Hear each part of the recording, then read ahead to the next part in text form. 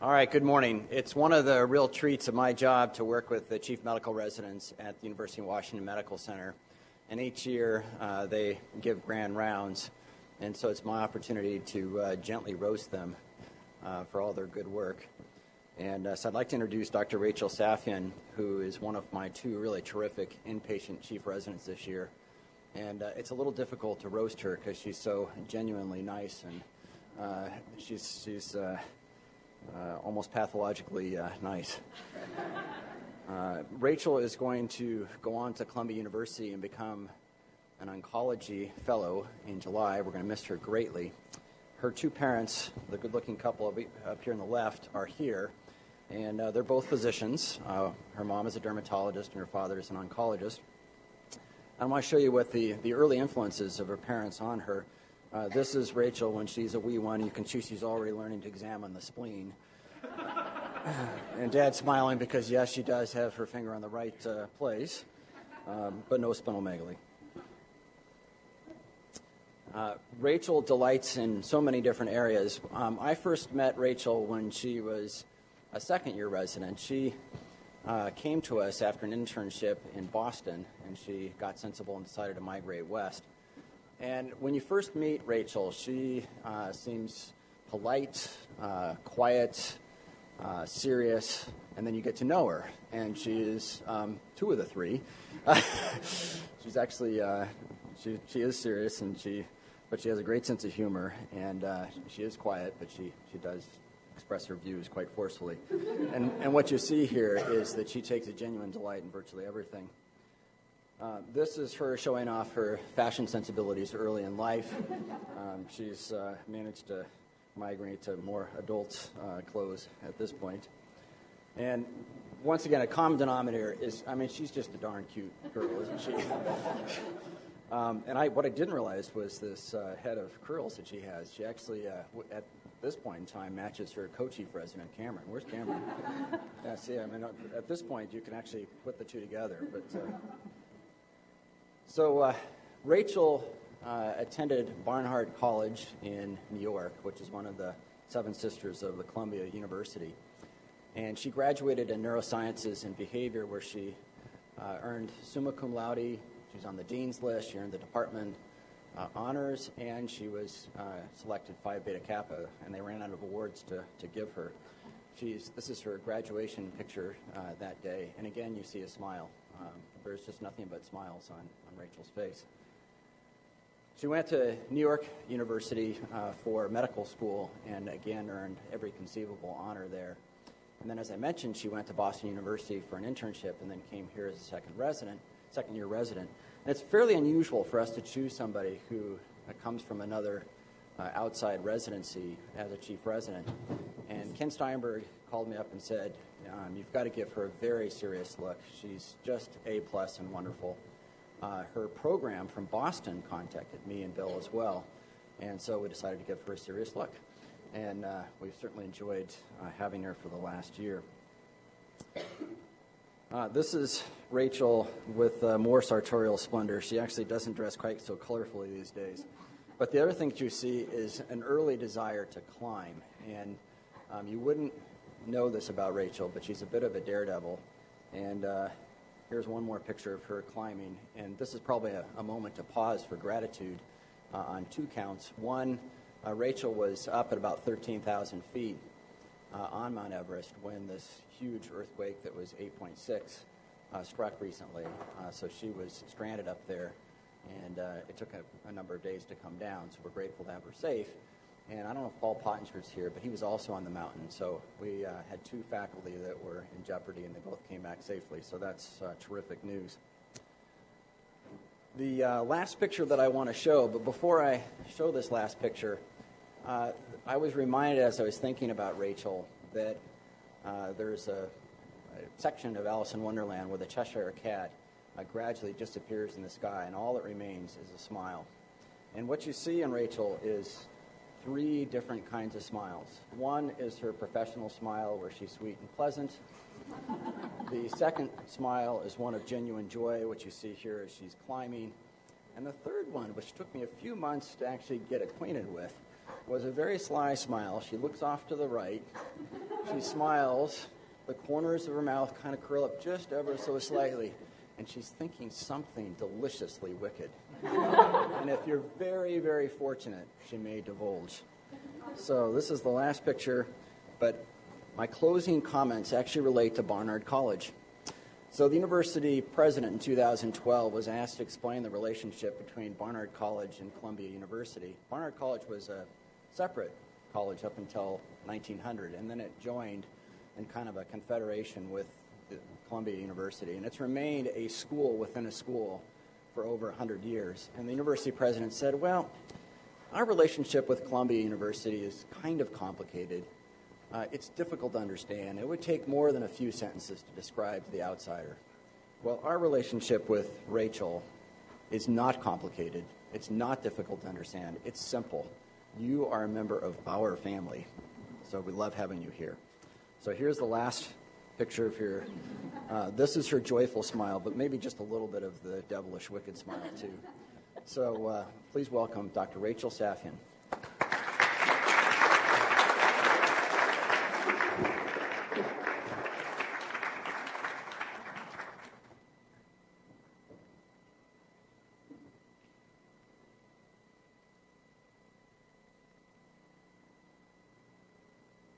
Once upon a time, I did this. Thank you. Thanks, Dr. Anna Waltz. It really is a pleasure to be here today and to be able to speak with all of you about what I think is really interesting research that I've been doing on CNS involvement in peripheral T-cell lymphoma during my chief resident year. So sadly, I have no financial disclosures. And I'd like to first start with 5 take-home points that I really hope you walk out of the room with today. So the first is that peripheral T-cell lymphomas are composed of a heterogeneous group of subtypes. The second is that these are very, very challenging diagnoses to make, and so biopsy with expert review is required. The third is that despite our current standard therapy, prognosis is poor. 4 is that CNS involvement is uncommon but occurs in about 5 to 9% of patients. And lastly, we need to identify our high-risk patient population who would benefit from CNS prophylaxis. So how are we going to do this? Well, first we're going to talk about the case of Mr. S, followed by a discussion on peripheral T-cell lymphoma, then talk about CNS involvement in non-Hodgkin's lymphoma, and then CNS involvement in peripheral T-cell lymphoma, which was my area of research. So let's start with the case of Mr. S, who was a patient that I took care of as a third-year resident here on the inpatient hem-onc service. So Mr. S is a 26-year-old Taiwanese Cambodian man who presented with 3 months of progressive right neck swelling. His review of symptoms was positive for fevers, night sweats, but otherwise really had no compressive symptoms or any neurologic symptoms. His past medical history was unremarkable. On exam, he had a palpable confluent lymph node mass in the right neck and splenomegaly. So CAT scan of the neck showed this ill-defined mass involving the sternocleidomastoid extending from the clavicle to the skull base. Biopsy of that mass demonstrated extranodal NKT cell lymphoma, and I'd like to just walk you through a few of the pathology slides very briefly. So the first is that on H&E, you can see extensive necrosis and a mixed lymphohistiocytic infiltrate. On TIA1 staining is positive, which is cytotoxic granule protein expressed by these tumors. CD56 is a cell surface marker on NK cells, and EBV-encoded RNA is positive, as these tumors often express EBV. So the patient underwent a staging evaluation. Labs were notable for pancytopenia, marked LFT abnormalities, elevated LDH. The bone marrow biopsy was actually non-diagnostic for bone marrow involvement. However, on flow cytometry, a small NK cell population was identified. And on PET CT of the chest, abdomen, pelvis, you can see that the right mass was hypermetabolic, and there were multiple splenic nodules in the spleen. So the patient was given a stage of stage 3BS, B because he had the presence of B symptoms, and S for splenic involvement, extranodal NKT cell lymphoma, nasal type. Now, his hospital course was quite complicated, and I'm going to take you through the first half of it now, and then we'll finish up the talk with the second half of it. So when he presented to the hospital, he was febrile, hemodynamically unstable, and his labs were consistent with hemophagocytic lymphohistiocytosis, or HLH. And malignancy-associated HLH needs to be emergently treated with chemotherapy. And yes, ironically, he was given something called SMILE chemotherapy. About a week into his hospital course, he developed a GI bleed. Endoscopy found that he had an ulcer in the duodenum, likely lymphomatous involvement of his GI tract. However, the pathology was not sent. A few days later, had a recurrent bleed. And because he was very sick, he had a persistent neck mass. He had a confirmatory biopsy, which showed that he still had the persistence of viable lymphoma. And he was started on cycle number 2 of chemotherapy.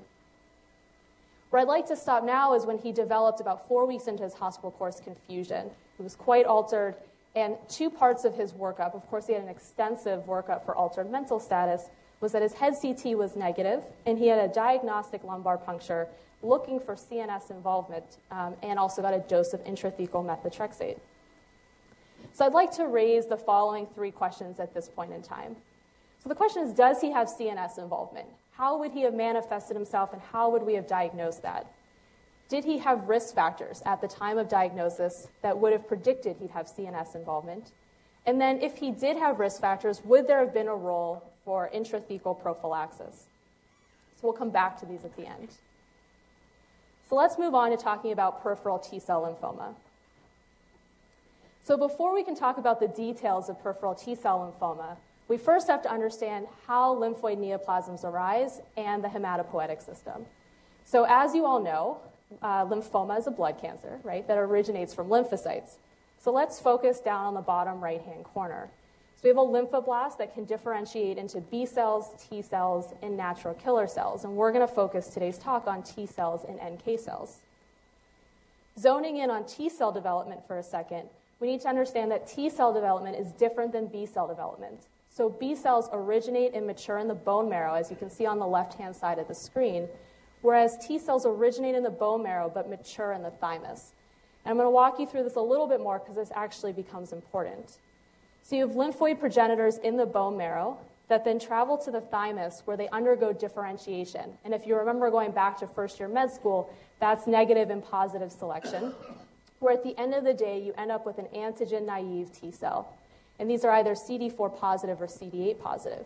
And the reason that this is important is because these antigen-naive T cells then leave the thymus, and it's these mature or post-thymic T cells that will later become peripheral T-cell lymphoma. So there are 2 main classes of lymphoid neoplasms. There's Hodgkin's lymphoma and non-Hodgkin's lymphoma. And just a quick word on Hodgkin's lymphoma, since we won't be talking about that today. That's a type of B-cell lymphoma that's got very specific clinical and pathologic features. And the buzzword you may remember is Reed-Sternberg cells is one of the key types of cells involved in this disease. Non-Hodgkin's lymphoma, on the other hand, is a very heterogeneous group of diseases and includes over 30 different subtypes. The most common, about 85 to 90% of patients will have B-cell non-Hodgkin's lymphoma. And only about 10% or so will have T and NK cell neoplasms, but that's what we're going to be talking about today. So the classification scheme for peripheral T-cell lymphomas is quite complex, as you can see. The classification scheme has undergone many iterations or versions over the years, even decades. And this is the most recent classification scheme that was published in 2008 by the World Health Organization. And it divides peripheral T-cell lymphomas into 4 groups based on anatomic site of origin. So cutaneous, extranodal, nodal, and leukemic. Now you might be asking yourself, as I was, well then why is it called peripheral T-cell lymphomas? Well, the word peripheral in this sense doesn't actually refer to an anatomic site. It actually refers to a group of systemic diseases that originate from that mature post-thymic T cell. So peripheral really is synonymous with mature, and that's just how it's named. But going forward today, I think we can really just focus on 7 subtypes. So when I say peripheral T-cell lymphomas, just think of these 7.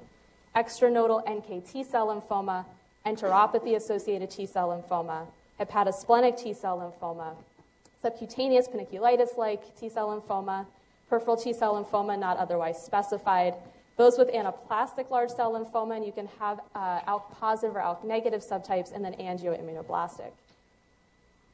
So all those subtypes make up peripheral T-cell lymphoma, and now that we understand that, we can look at the distribution of these different subtypes. And really what I want you to take home from this slide, and this is data from the International Peripheral T-cell Lymphoma Project, is that 80% of peripheral T-cell lymphomas are really just these 5 subtypes. So those that are not otherwise specified, angioimmunoblastic, extranodal NKT cell lymphoma, and then anaplastic large cell lymphomas. So the incidence of peripheral T-cell lymphoma does vary by geographic region. So in Western countries, peripheral T-cell lymphoma makes up about 5 to 10% of all non-Hodgkin's lymphoma. And that translates into about 6,500 to 7,500 newly diagnosed cases per year in the United States. In contrast, in Asia, peripheral T-cell lymphoma makes up about 15 to 20% of cases. The most common types in North America and Europe are peripheral T-cell lymphoma not otherwise specified. Anaplastic large cell ALK-positive is more common in North America. Angioimmunoblastic is more common in Europe. And what's interesting is that enteropathy-associated T-cell lymphoma is more common in Europe, and in particular in Norway, because of the increased frequency of 2 alleles that are associated with celiac disease. Extranodal NKT cell lymphoma, about 44% of cases are seen in Asia, and that has to do with the exposure or genetic susceptibility to EBV. All right, so now we've talked about some of the epidemiology and demographics, but who gets this disease? So mostly it's male patients with an median age of 62 years. It's important to note, though, that there are a few subtypes where there's a younger median age at the time of diagnosis. These are patients with anaplastic large cell, ALK-positive, hepatosplenic, and subcutaneous paniculitis like T-cell lymphoma. They're diagnosed in their early to mid-30s. Now, I like to give clinical pearls about these different subtypes. There's a lot to learn, but if I can give you a one-liner or an illness script, as I like to say to medical students or residents, maybe you can walk away having an idea of how these patients will walk into your clinic. So peripheral T-cell lymphoma not otherwise specified. These patients are the male patient, Caucasian, around the age of 60, and they're going to come in with generalized lymphadenopathy. Angioimmunoblastic T-cell lymphoma patients are interesting. They have the similar demographic, but as I learned yesterday from Dr. Shustov, that they present with a lot of autoimmune phenomena. So actually, he mentioned that they will often mimic lupus patients. So a lot pleural effusions, ascites, polyarthritis, rashes, hemolytic anemias, immune thrombocytopenias. He even said he saw a case recently of vasculitis. These patients are generally very sick with advanced stage disease. Anaplastic large cell lymphoma, ALK-positive patients, these are your young patients in their 30s. They'll have B symptoms and painless lymphadenopathy.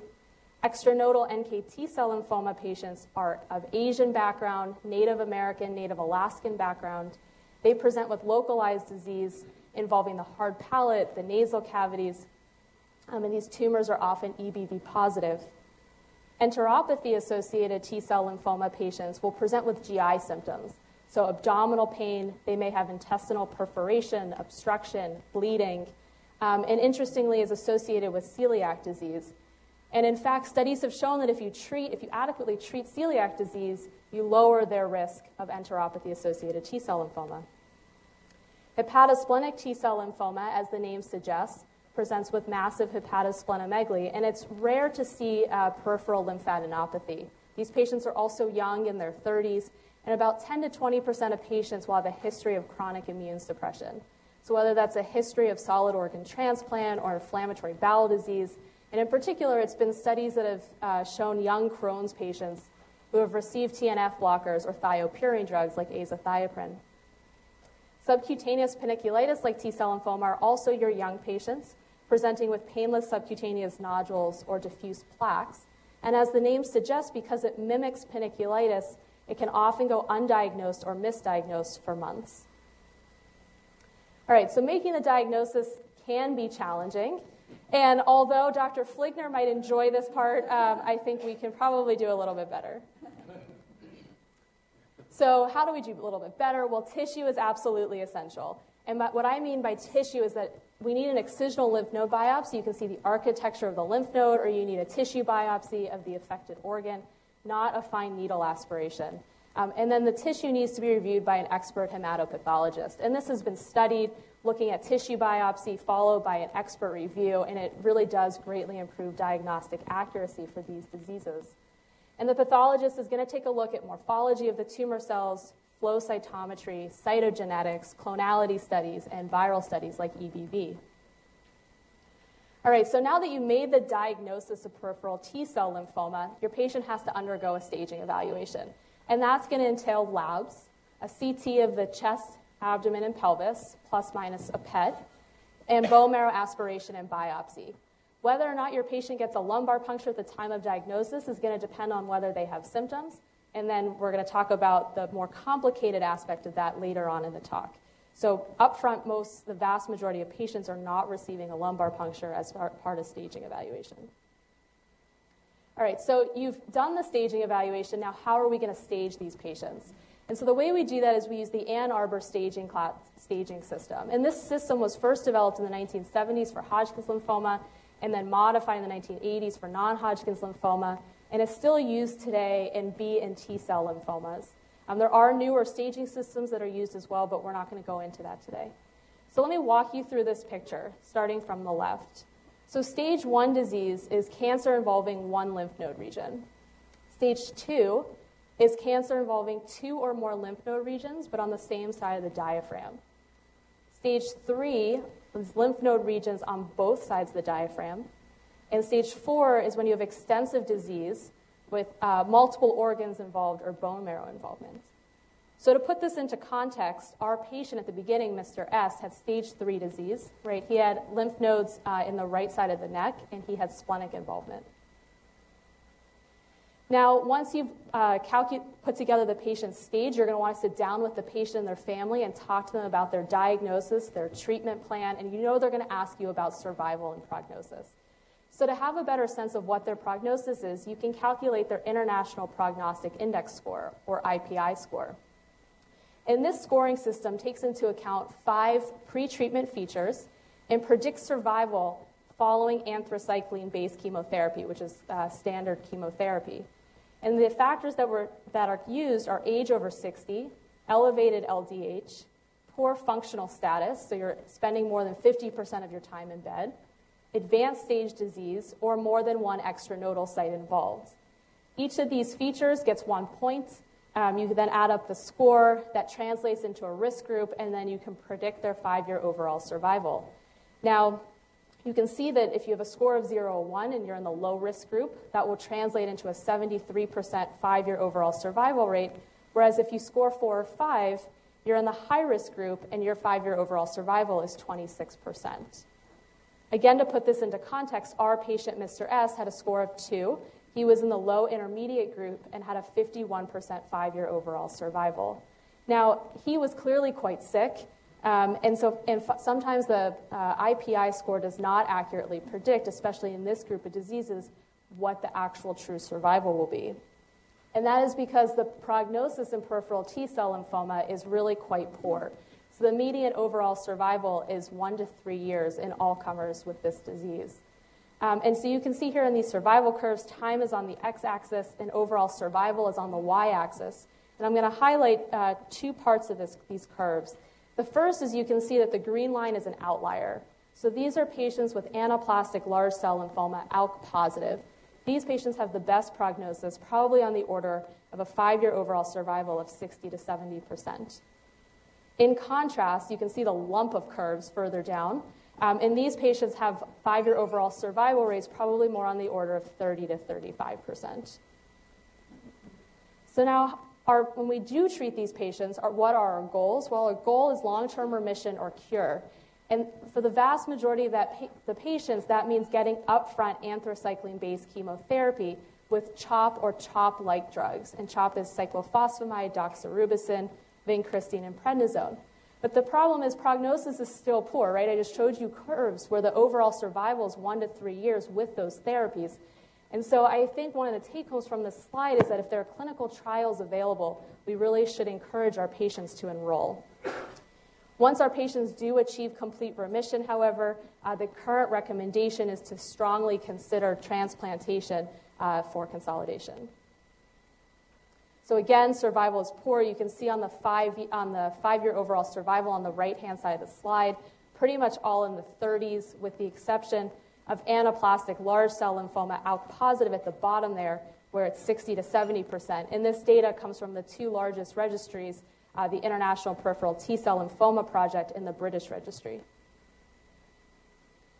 So now let's move on to talking about CNS involvement in non-Hodgkin's lymphoma. And I should preface this by saying that the vast majority of patients in these studies are those with B-cell non-Hodgkin's lymphoma. Okay, so we're going to talk later about specifically CNS involvement in peripheral T-cell lymphoma. So as you might imagine, CNS involvement is probably not a good thing and carries a dismal prognosis, and most often occurs in the setting of relapse. In fact, about 50% of the time, the CNS is the first site of relapse in patients following a complete remission. The median time from diagnosis to detection of CNS disease is less than 1 year, suggesting that perhaps a good number of patients at the time of diagnosis actually do have CNS involvement, the CNS acting as a sanctuary site and the patients being asymptomatic. Now, the incidence rates of CNS involvement do, though, vary by histologic subtype. So patients with very indolent or low-grade lymphomas, like follicular lymphoma, have very rare incidence rates of CNS involvement, probably on the order of less than 3 or 5%. In contrast, patients with very aggressive lymphomas, like Burkitt's lymphoma, can have up to a 50% incidence rate of CNS involvement. So where we're really interested, or a lot of researchers are interested, are patients with aggressive lymphomas, like diffuse large B-cell lymphoma, where their incidence rate is 2 to 10% in large cohort studies, and it's those patients we're trying to identify high-risk features in so that they can adequately receive the CNS prophylaxis that they need. And then the one caveat to the numbers that I just quoted is that most of them come from studies that were done in pre-rituximab era, so over time, upfront therapies have evolved, and whether or not these incidence rates are still the same is still up for debate. All right, so how do lymphoma cells get into the CNS? Well, how they do that on the cellular and molecular level is not entirely known, but on a little bit more of a macro level, they get in one of 3 mechanisms: hematogenous dissemination, direct extension from adjacent bone metastases, and growth along neurovascular bundles. So how do these patients present, and how are we going to diagnose them?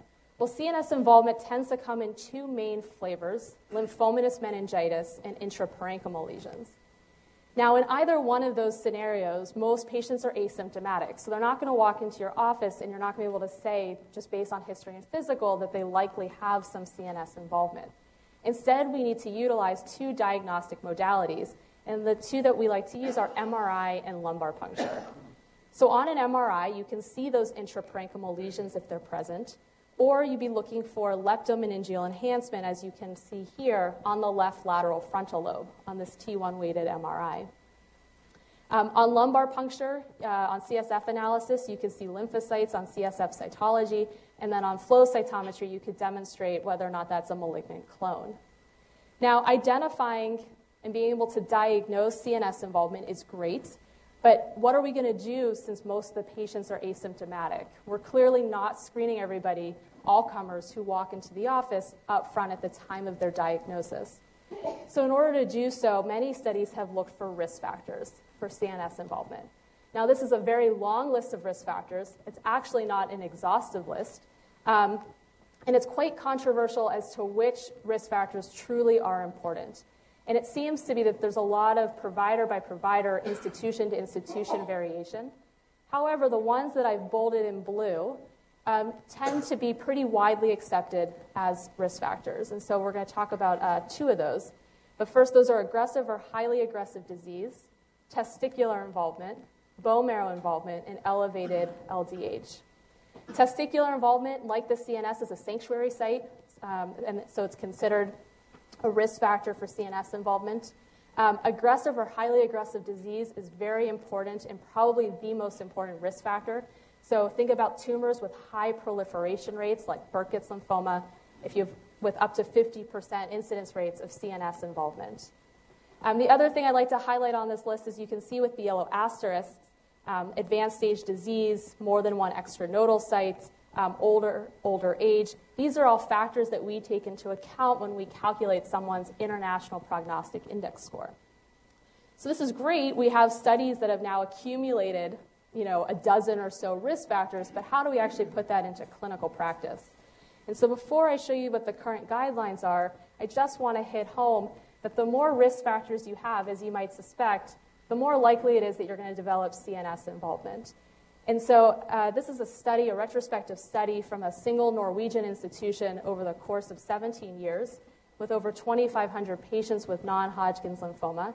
You can see with time on the x-axis and percent of patients with CNS involvement on the y, that the more risk factors you have, the more likely it is that you're going to have CNS relapse. In fact, if you have 4 or more of the following risk factors, age less than 60, low albumin, high LDH, retroperitoneal lymph node involvement, or more than one extranodal site, at the time of diagnosis, the likelihood that you'll have CNS relapse is in excess of 25% at 5 years. So the authors of this study concluded that patients with aggressive non-Hodgkin's lymphoma with 4 or more risk factors should be prophylaxed at the time of diagnosis. Now, unfortunately, identifying risk factors is still half the battle because if you get CNS disease, it's a fatal outcome. And so we need to improve our treatment modalities as well. This is data from the same cohort study showing that how fatal of a complication it is with a median overall survival from the time of CNS diagnosis of just 2.6 months. And that's on par with prior studies that say anywhere from about a couple weeks to 5 months. So who should receive prophylaxis? Well, again, like I said, this is a little bit of a gray area or controversial topic, but in general, people agree that patients with highly aggressive lymphomas, like Burkitt's lymphoma, should receive CNS prophylaxis. It's the patients with aggressive non-Hodgkin's lymphoma, so some of the subtypes of peripheral T-cell lymphoma, diffuse large B-cell lymphoma, with high-risk features should also receive CNS prophylaxis. It's just a matter of which risk factors you take into account as important. All right, so let's summarize what we've learned about peripheral T-cell lymphoma and CNS involvement in general before moving on to CNS involvement in peripheral T-cell lymphoma specifically in my research. So peripheral T-cell lymphoma is composed of a heterogeneous group of subtypes, each with its own geographic variation and clinical features. Biopsy with expert review is needed for diagnosis. The International Prognostic Index is helpful in prognosticating, but to be honest, even those in the low-risk category have dismal outcomes with our current standard therapy. To diagnose CNS involvement, it's important to obtain an MRI and lumbar puncture.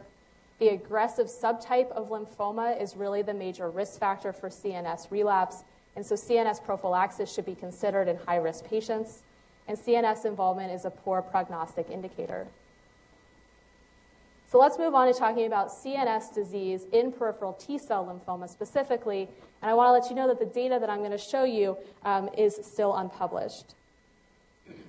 So there's very little data in CNS involvement in peripheral T-cell lymphoma. There have been 3 studies looking at this previously. One of them just recently came out, and so I just want to give you the backdrop to where we started.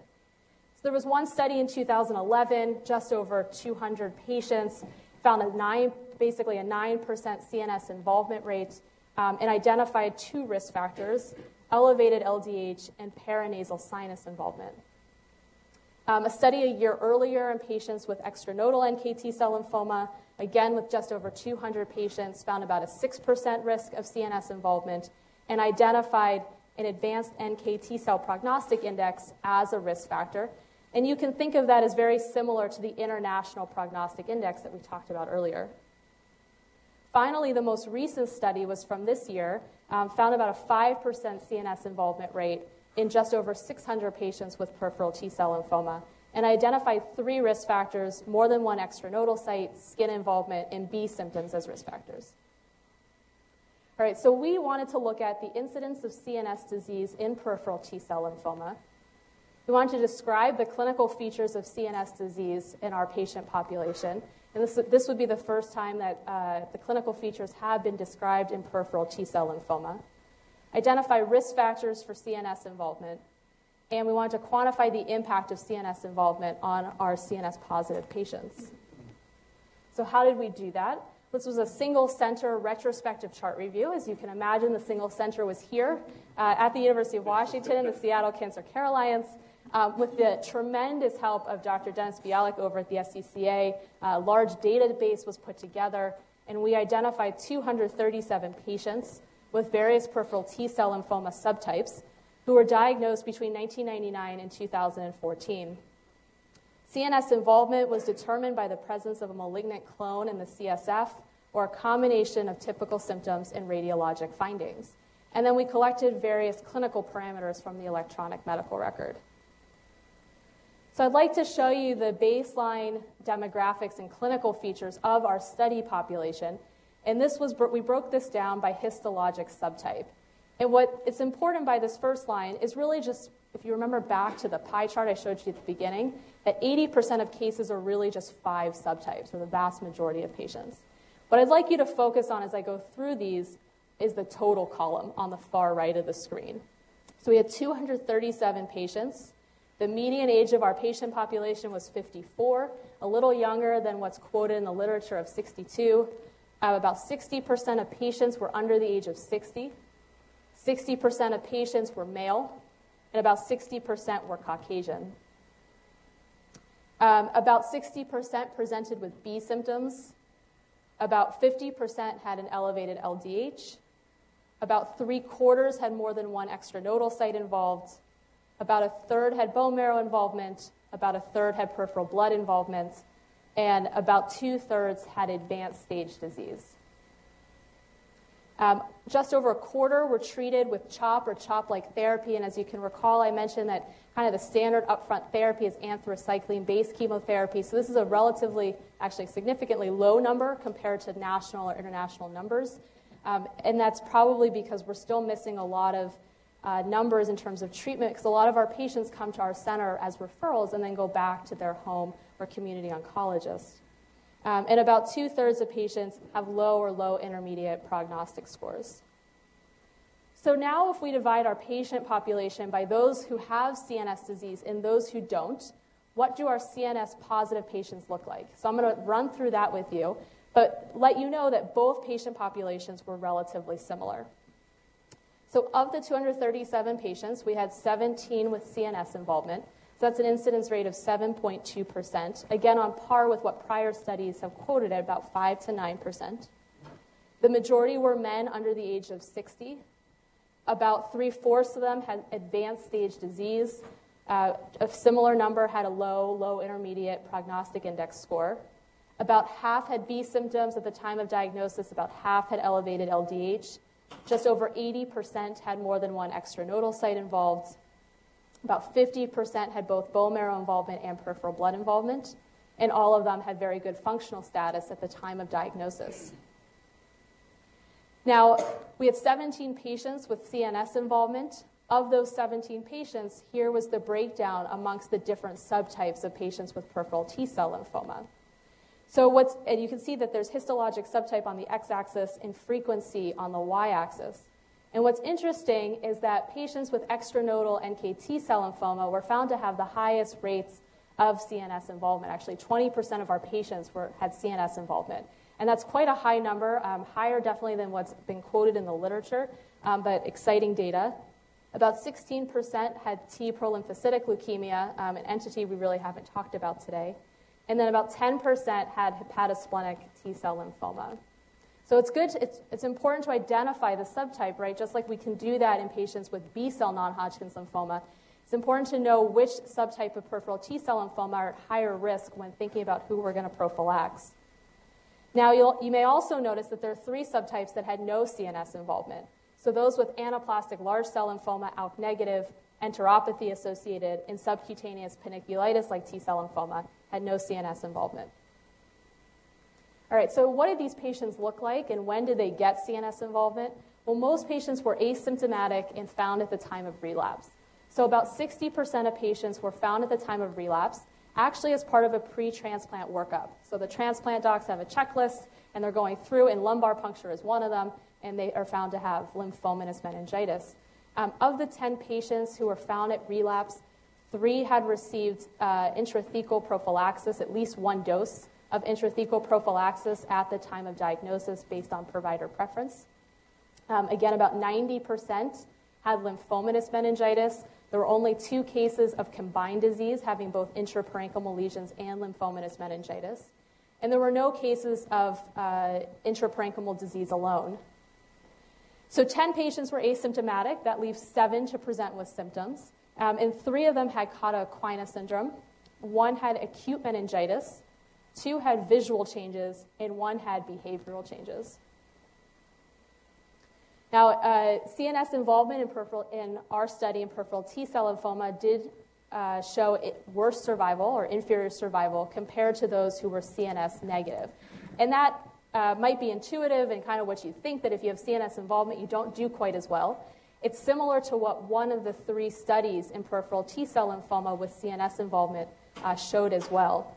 You can see on the x-axis is time, and on the y-axis is overall survival probability. In red is the CNS positive patients, and in blue are the CNS negative. And for us, the median overall survival was 5 years in those who were CNS positive versus 7.5 years in those who were CNS negative. That's interesting, though, because median overall survival, as I quoted at the beginning, is actually 1 to 3 years. So these numbers are significantly improved, even those with CNS positive disease. Why that is unclear. It may be a function of the fact that we're an academic center with clinical trials and a referral center. But if this really is true, we're going to have lots of patients with peripheral T-cell lymphoma coming to Seattle, and that might mean I'll have a job in 3 years when I finish fellowship. All right, so we did take a look for risk factors, and we studied the following 6 pre-treatment factors, and we're able to identify 3 risk factors that did increase the likelihood of having CNS involvement. So that's advanced stage disease, age over 60, and an elevated LDH. Now, lastly, what's interesting and hasn't been studied in peripheral T-cell lymphoma and CNS involvement is the benefit of transplant. And yes, our numbers are small. Yes, our study is underpowered. But there was an interesting trend toward possible survival benefit with transplant in our CNS positive patients. And that makes sense. We only had 9 transplants of the 17 patients. 2 were autologous, 7 were allogeneic. And it might be interesting if we were able to collaborate with other institutions that have a lot of patients with peripheral T-cell lymphoma to see whether or not this really truly is statistically significant. So we made the following conclusions. The incidence of CNS involvement in peripheral T-cell lymphoma is low, about 7.2%, and varies by histologic subtype, extranodal NK T-cell lymphoma being the most common. Most patients are diagnosed at the time of relapse, and most are asymptomatic. Lymphomatous meningitis is the most common presentation.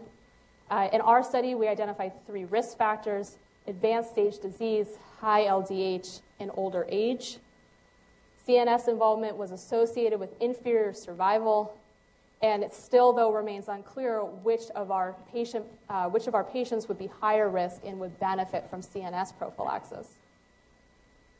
So what's going to happen going forward? Well, we hope to still look at histologic markers and how that may correlate with CNS relapse. As I mentioned, looking into transplant with other institutions might be interesting to see whether or not those folks who are CNS positive would benefit from proceeding to transplant. And of course, here and elsewhere, looking for newer treatment options. So now let's take a step back and let's go back to our patient, Mr. S, that we talked about at the beginning, and let's answer the questions with the information that you've now learned about his case. So does he have CNS involvement? Probably not. He had a negative head CT that showed no intraparenchymal lesions, and his CSF flow cytometry was negative.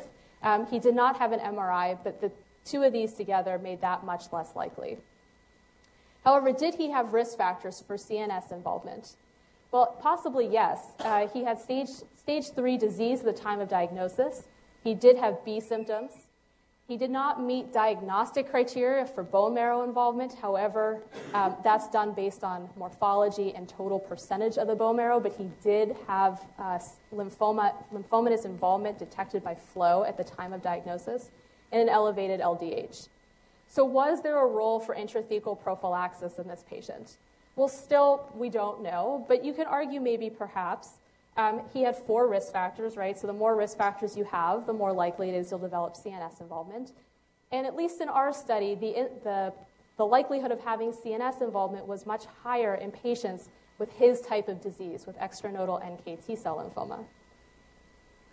So unfortunately, though, despite treatment with this disease, the prognosis is still dismal. And when he was in the hospital, we were monitoring his serum EBV levels. These are prognostic markers. He had persistent HLH. He was getting all kinds of treatments, including IVIG. His PET-CT only showed a partial response, and he was started on cycle number 3 of chemotherapy. He again developed an episode of encephalopathy and altered mental status, again had a negative workup, and was switched to a different chemotherapy regimen. But unfortunately, despite all efforts, he developed recurrent bleeding, multifactorial shock, and respiratory failure, and he died 2 months into his hospital stay. So I want to leave you with the same 5 take-home points that I started with today. The first is peripheral T-cell lymphomas are composed of a heterogeneous group of histologic subtypes. Diagnosis is very challenging and requires expert hematopathologist review of an actual tissue specimen. There's poor prognosis despite our current standard of therapy. CNS involvement is uncommon, occurs in about 5 to 9% of patients, but we really do need to identify those high-risk patients so that we can provide them with CNS prophylaxis. So I'd like to thank 4 people who are very involved in this study. My mentor, Dr. Andrei Shustov over at the SCCA, Dr. Mark Chamberlain, who is the lead author, the senior author on this study, Dr. Dennis Bialik, who really did a tremendous amount of work on the database, my brother, who's a grad student, who helped me with all these statistics, and then the Yolanda Willis Fund for Excellence in Lymphoma Research that funded this study. Of course, all my wonderful and amazing bosses, Bill Bremner, Brad Anawalt, and Ken Steinberg. Kelly Corning in the residency office, I don't know what I would have done without you.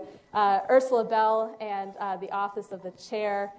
All the wonderful, greatest health staff in the known universe. You're the reason I took this job. You're the reason I love this job, and I'll miss you all so much when I leave here at the end of this month. My parents who flew from the East Coast and all my friends, and then, of course, all my co-chiefs. You made the year incredible, and specifically a shout-out to my partner in crime, Cameron Bass. The university definitely would not have stayed afloat without either one of us here. So we'll leave it at that. Thank you.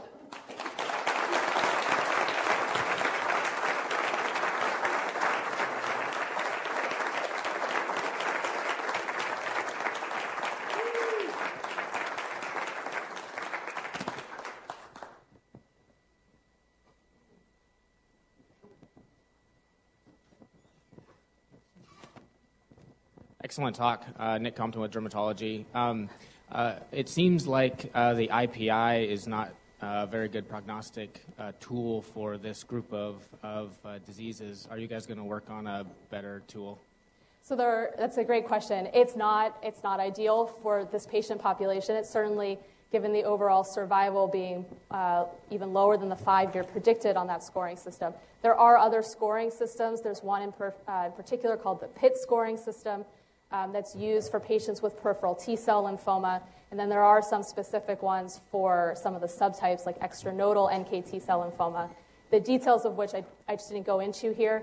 But that's a great idea, and perhaps in the future, even better prognostic scoring systems based on risk factors.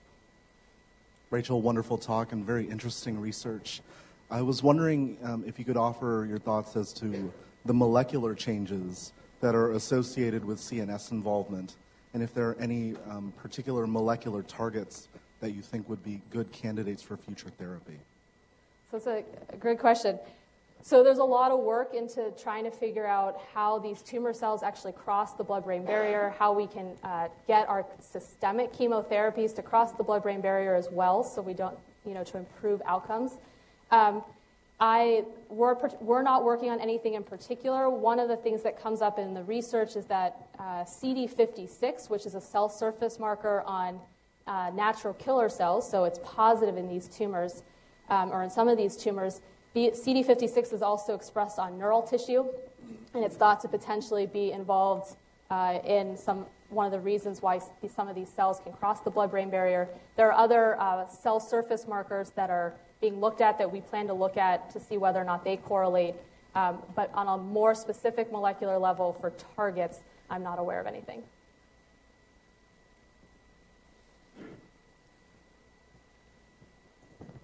Very nice talk. Thank you. I think it's been the best I've heard by the chief residents over the years.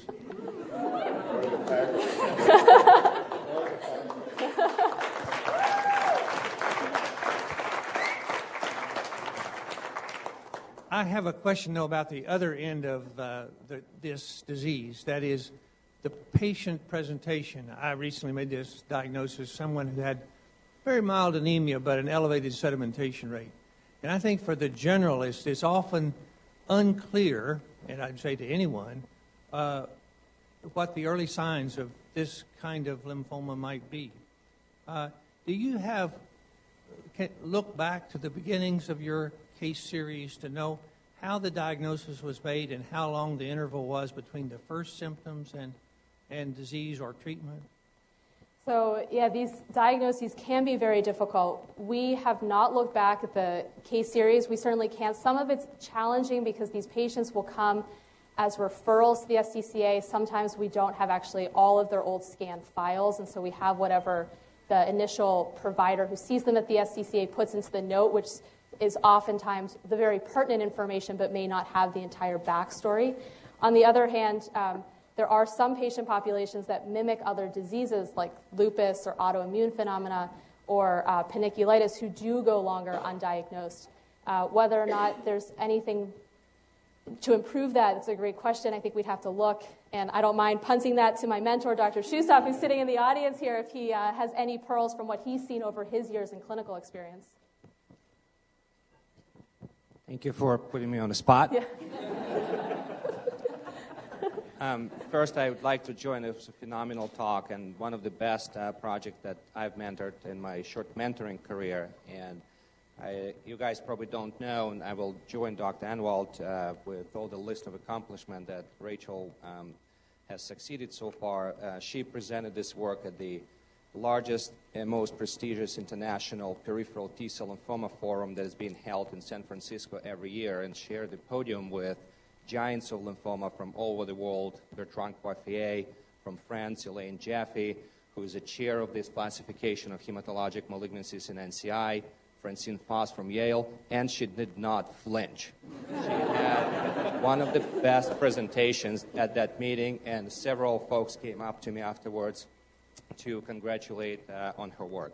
So I tried desperately to keep her at the UW. You know that she applied to our program for fellowship, and I wrote her a 7-page recommendation. And in fact, it swung the boat, but my dear colleague, Dr. O'Connor, won that battle. I'm planning on to do grand rounds in Columbia at the end of the year, so I'm going to try to fix that mistake. So now, going back to your question. Peripheral T-cell lymphomas are very challenging. As Rachael pointed out, that now we recognize 17 different subtypes, and they appear to be more diverse than B-cell lymphomas. So there is nothing in common biologically in clinical presentation, say, between this nasal, extranodal NK cell lymphoma, hepatosplenic T-cell lymphoma, and it is very challenging even to hematologists and oncologists to pick up those signs earlier. And a lot of time, diagnosis is delayed. And the other reason for that is that those T cells that you find on biopsy molecular studies, they do not have specific characteristics that separate them from malignant clone. When we have infection, autoimmune disease, the immunophenotype of T cells changes dramatically, very different from B cells. They can lose antigens, they can drop CD5, CD7, and the same thing can happen in malignancy. You identify the clone, you can have a clone in lupus, you can have a clone in psoriasis. So that also goes to challenging, say, diagnosis mycosis. There is no molecular test that we have to specifically look at this, so it remains a challenge. As we understand more and more about these diseases, we might be more alert and more aware of certain specific symptoms. But at this juncture, it is a matter of having experience in lymphomas in general and referring patients with questionable diagnosis to centers that's seen large volumes of these lymphomas. There are about 12 different centers that part of the National T-cell Consortium that we advocate that patients go with questionable diagnosis, new diagnosis of T-cell lymphomas because prognosis remains really poor. And we've done tremendous effort to put majority of these patients on clinical trials in the last 5-7 years. But no, we do not have a specific symptom or test that would help us in the early stages, unfortunately. So, Thank you all very much. Another round of applause for Rachael, and then we're going to have our Turk Award.